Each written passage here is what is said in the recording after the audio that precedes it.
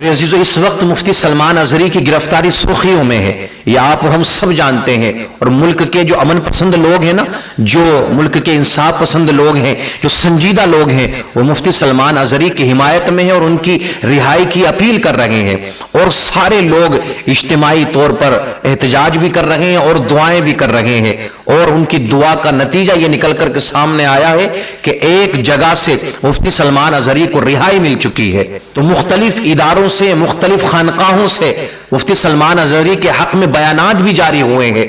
تو امت کا یہ اتحاد دیکھ کر میرے عزیزو، جب بھی ایسا ہوتا ہے نا کہ لوگ اکٹھے ہو جاتے ہیں، ساری باتوں کو بھول کر کے ایک پلیٹ فارم پر آ جاتے ہیں، تو بڑی خوشی حاصل ہوتی ہے۔ لیکن یاد رکھنا میرے عزیزو، اس موقع پر جب آپ ایک ہیں اور ایک عاشق رسول کے لیے آپ سڑکوں پر نکلے ہیں، آپ نے دعائیں کی ہیں، تو وہاں آپ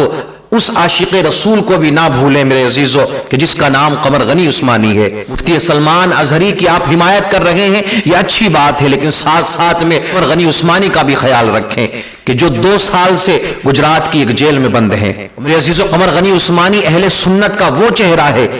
کہ جنہوں نے تحفظ ناموس رسالت کا نعرہ اس وقت بلند کیا کہ جس وقت کوئی اس کی بات کرنے کے لیے تیار نہیں ہوتا تھا۔ بڑی سنجیدگی کے ساتھ میں قمر غنی عثمانی نے اس نعرے کو بلند کیا، اور میرے عزیزو، وہ قمر غنی عثمانی ہی تھے کہ جنہوں نے تحفظ ناموس رسالت کے نام پر گرفتار ہونے والے نوجوانان اسلام کے مقدمات کو لڑنے کا حوصلہ دکھایا۔ اب تک تو یہی ہوتا تھا نا میرے عزیزوں کہ ان کاموں کے لیے جمعیت علماء ہند پہچانی جاتی تھی کہ وہ ان کاموں کو کرتے ہیں، وہ مقدمے لڑا کرتے ہیں، وہ نکل کر کے سامنے آتے ہیں۔ لیکن اہل سنت والجماعت کو بھی ایک ایسے چہرے کی ضرورت تھی، کاش ہماری بھی ایک تحریک ایسی ہوتی،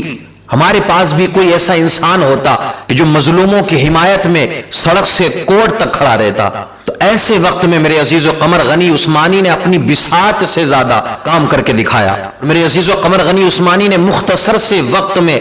آدھا درجن مقدمات کی پیروی کا ذمہ اٹھایا، اور سوشل میڈیا پر شان رسالت مآب صلی اللہ تعالی علیہ وسلم میں ہونے والی گستاخیوں کے خلاف آپ نے آواز اٹھائی۔ میرے عزیزو، انہوں نے زمینی سطح پر ایسے لوگ تیار کر دیے تھے، ہر جگہ پر ایسے بندے انہوں نے تیار کر دیے تھے کہ جو ہر معاملے میں ہر وقت ہمیشہ تیار رہا کرتے تھے، اور کسی سے بھی آنکھ ملا کر کے بات کرنے کے لیے وہ تیار رہتے تھے۔ اور میرے عزیزو، وہ وقت بھی یاد رکھا جائے گا کہ جب لاک ڈاؤن کے وقت میں، لاک ڈاؤن کی شروعات تھی، ائمہ مساجد کو ہٹایا جا رہا تھا، مدرسین کو ہٹایا جا رہا تھا، اور ان کے پاس میں کوئی اور سہولت موجود نہیں تھی۔ امام پریشان تھے، علماء پریشان تھے، مسجد کے اماموں کو بہت زیادہ پریشانی کا سامنا ہو رہا تھا۔ ایسے نازک وقت میں قمر غنی عثمانی نے اماموں کو ان کی ضرورت کا سامان فراہم کرایا، اور ان ائمہ تک، ان مدرسین تک مدد پہنچائی کہ جو بے روزگار ہو چکے تھے۔ لیکن میرے عزیزو، اتنا کام کرنے والا شخص اور امت کا ایک بہترین یہ سرمایہ پچھلے 2 سالوں سے گجرات کی ایک جیل میں ایک جھوٹے قتل کے بنیاد پر بند ہے، لیکن مایوسی کا شکار نہیں ہے۔ کچھ پریشانیاں ضرور آئی ہیں زندگی کے اندر۔ 2 چھوٹے چھوٹے بچے ہیں کہ جنہوں نے 2 سال سے اپنے باپ کے چہرے کو نہیں دیکھا ہے۔ بوڑھی ماں اپنے بیٹے کا انتظار کر رہی ہے کہ بیٹا کب آئے گا۔ یہ اچھی بات ہے کہ سب لوگوں نے مل کر کے،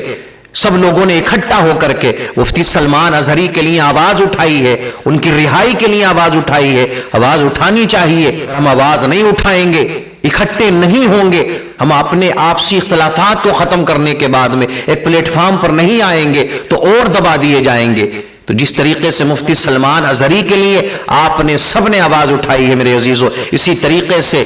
قمر غنی عثمانی کے لیے بھی آواز اٹھائیں۔ اپنی دعاؤں میں اجتماعی طور پر جو دعا آپ کر رہے ہیں، جس طریقے سے مفتی سلمان ازہری کے لیے دعائیں کر رہے ہیں میرے عزیزو، اسی طرح سے قمر غنی عثمانی کے لیے بھی دعائیں کریں، اور ان کی رہائی کا بھی انتظام کیا جائے۔ ایسے لوگ میرے عزیزو جب قوم میں ہوا کرتے ہیں تو قوم کے اندر بیداری پیدا ہوتی ہے، اور ایسے لوگوں کی وجہ سے تحریکی و تنظیمی کاموں میں تیزی آ جایا کرتی ہے۔ اور یاد رکھنا میرے عزیزو، طریقہ کار اور اختلاف رائے کی بنیاد پر کسی اپنے کو چھوڑ دینا یہ بہت بڑا نقصان ہے، اور کہیں نہ کہیں یہ جماعتی سطح پر میرے عزیزو کمزوری کا باعث بنتا ہے۔ بات کو ہمیشہ یاد رکھنا میرے عزیزو، جو شخص بھی کام کرنے والا ہے، تحفظ ناموس رسالت کی جو بات کرتا ہے، جو شخص عشق رسول کی بات کرتا ہے، چاہے وہ عوام میں سے ہو، خواص میں سے ہو، اگر کوئی بھی ایسا شخص ہے نا، آپ لوگ دل و جان سے اس کے ساتھ میں ہو جائیں، رب کعبہ کی قسم یہی ہماری اور آپ کی نجات کا ذریعہ بن جائے گا۔